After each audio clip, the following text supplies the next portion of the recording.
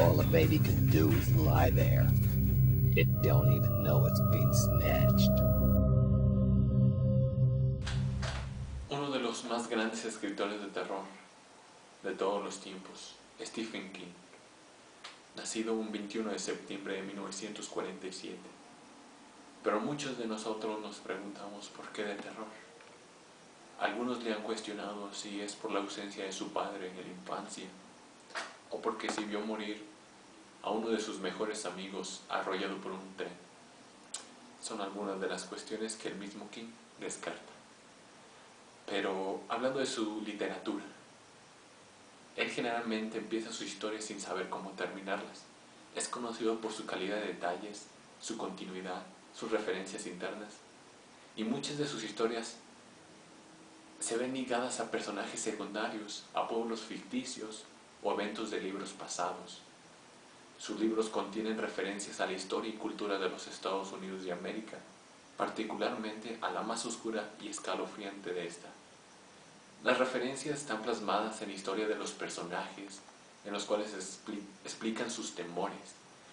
Algunas referencias incluyen crímenes, guerras, especialmente la de Vietnam, y el racismo. King utiliza un estilo de narración bastante informal, refiriéndose a sus fans como lectores constantes, amigos o hasta vecinos. Este estilo contrasta con los oscuros temas de sus historias. King tiene una sencilla fórmula para escribir bien. Él nos dice: lee 4 horas al día y escribe otras 4 horas al día. Si no encuentras el tiempo para hacerlo, no podrás convertirte en un buen escritor. Pero en fin, hoy les presentaremos una de sus más grandes obras bajo el seudónimo de Richard Benjamin, llamada Blaze. Aquí tenemos el similar. Esta novela trata principalmente que con la ayuda de un muerto, Blaze ha logrado perpetrar el crimen del siglo. Este tipo, que mide 2 metros y pesa 136 kilos, es muy estúpido. Así lo muestra el autor. Su amigo George, que le enseñaba cientos de maneras de estafar a la gente, idearon un plan ambicioso, que era el secuestrar a un niño. El nuevo integrante de la familia Gerard valdrá muchos, pero muchos millones. La drama de la novela es cuando se complica el secuestro, ya que el cerebro de la operación, George, muere. Bueno, o quizás no. Por lo cual, Blaze se encuentra en una situación muy apretada, totalmente solo. Se encuentra huyendo de la policía en medio de una tormenta de nieve porque había conseguido raptar al bebé. El secuestro se convierte en una carrera contrarreloj a través de los bosques infernales de Maine, que curiosamente es el pueblo natal de Stephen King. Ahora vamos a leerles un capítulo de esta novela. Es el capítulo 8. La noche siguiente, Blaze decidió que debía conseguir nuevas matrículas para su Ford robado, así que virló las de un Volkswagen en un aparcamiento de Johnny Jim's Jam Groceries en Portland.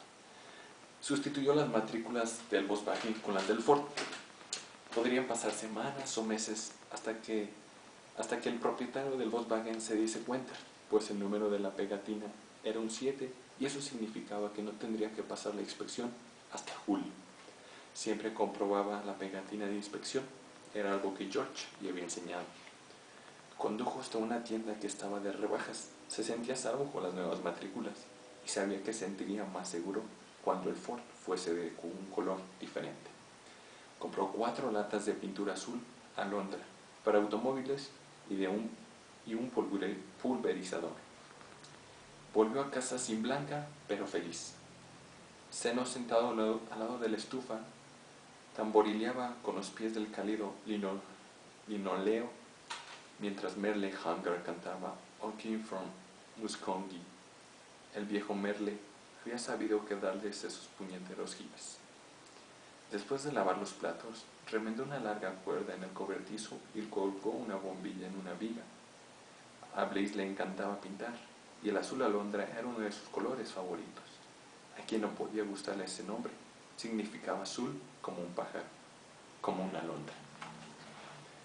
Regresó a casa y cogió una pila de periódicos. George leía el periódico todos los días.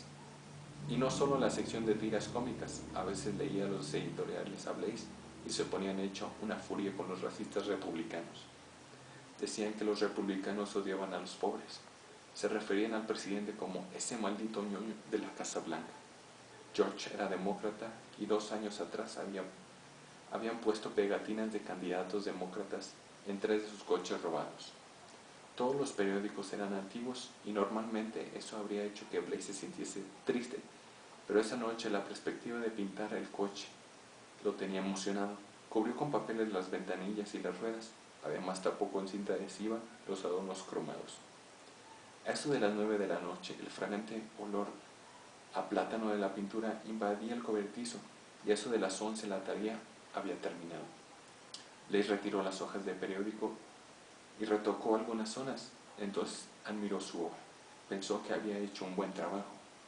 Se fue a la cama, un poco colocado por la pintura, y la mañana siguiente despertó con dolor de cabeza. George, dijo esperanzado. No hubo respuesta. Estoy sin Blanca, George, con el agua al cuello. No hubo respuesta. Blaze deambuló por la casa durante todo el día preguntándose qué debía hacer. El encargado del turno de la noche estaba leyendo un épico libro del bolsillo titulado Bailarinas Marimachos, cuando una col le posó en el rostro. La misma col, la misma voz diciendo bruscamente: todo lo de la caja. ¿O no?, dijo Jardinazo. Oh Cristo. Alzó la mirada. Frente a él había un horror chinesco con la nariz aplastada por una media de nylon de mujer. La pernera que sobraba le caía por la espalda como si fuera el rabo de un gorro de esquí. Tú no, otra vez no. Todo lo de la caja, mételo en la bolsa. Esa vez no entró nadie, y como se trataba de un día entre la semana, había menos dinero en el botín.